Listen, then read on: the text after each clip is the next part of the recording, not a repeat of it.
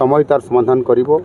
आम सरकार जो स्वतंत्र उत्कल प्रदेश गठन 12 वर्ष अच्छी 100 वर्ष जो पालन हम ओडिशा प्रदेश गठनर सेते बेले ओडिशा को आम किभली देखिबा आउ आधार रे ये 12 वर्ष कालखंड भितर 5 वर्ष आमको दायित्व दि जाइए। या आगु जिला भित्तिक नियुक्ति प्रक्रियाकरण आगु ये थिला नुआ हबार नहीं।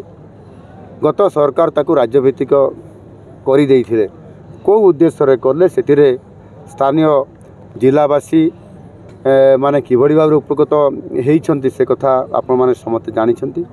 किंतु आम जिला स्तर रे हेले जिला स्तर आमर युवक युवती माने किभली भाव तार न्याय पाइबे एवं जिला स्तर नियुक्ति रे समाने नियुक्तिर अंतर्भुक्त रही पारिबे।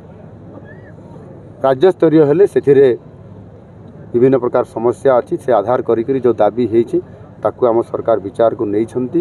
निश्चित भाव में आगामी दिन में यथा समय ताहा निष्पत्ति नेबार योजना अच्छी ताहा से आड़ को आम जाऊँ।